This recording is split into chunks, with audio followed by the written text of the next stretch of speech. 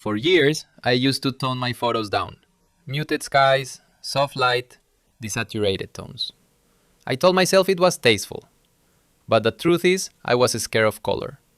Scared that bold tones would make my work look fake or amateur. Until one day, I realized the problem wasn't the color.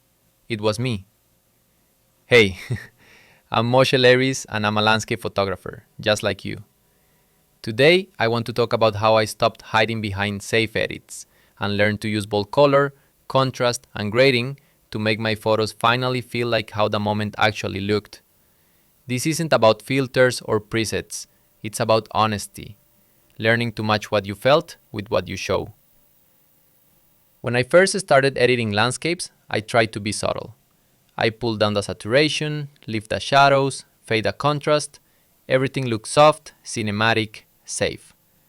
My photos were technically fine, but they all looked the same, like they'd been washed in the same polite gray. Imagine someone telling a story in a whisper because they're afraid to sound dramatic. That was me with color. I thought subtlety meant professionalism. What it really meant was fear of being too much. Then came this one photo that changed everything. I was in the desert right after a sandstorm. The light was wild.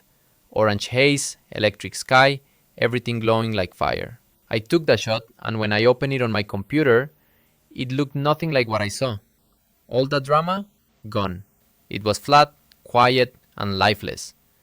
It didn't just lose color, it lost emotion.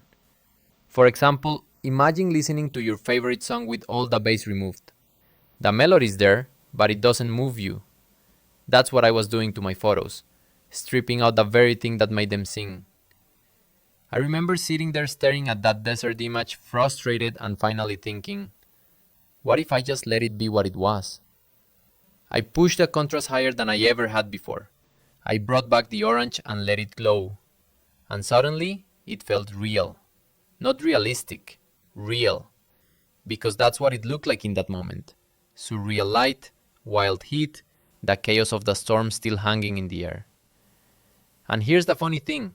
When I posted it, I expected people to call it fake. But instead, they said things like, I can feel the heat. It looks alive. That's when it hit me. Bold color isn't dishonest. It's honest about how it felt. Here's what I realized.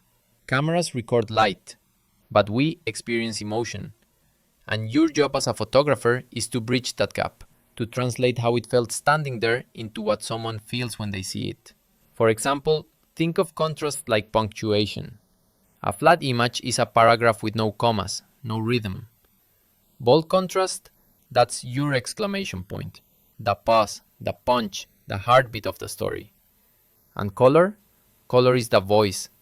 It's how your image speaks before anyone even reads it. Once you understand that, grading stops being about correction and starts being about connection. So here's what I do now every time I edit. Step 1, I ask myself what emotion was strongest when I took the shot. Was it peace, chaos, awe? That emotion decides my color direction. Step 2, I exaggerate it, then pull it back just enough to feel natural again. Think of it like seasoning food. Start bold, then taste and balance. Step 3, I always make sure there's at least one area of calm, a place for the eyes to rest. Because bold colors only matter when they have something quiet to play against. And the more I do this, the more I realize creative grading isn't about making photos prettier. It's about making them honest.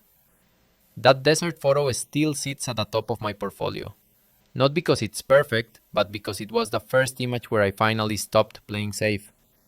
It reminded me that creativity isn't about being subtle. It's about being sincere. Don't mute your colors just because you're scared they'll be too much. Sometimes too much is exactly what it felt like. So here's your challenge. Find one of your old photos, one you played too safe with.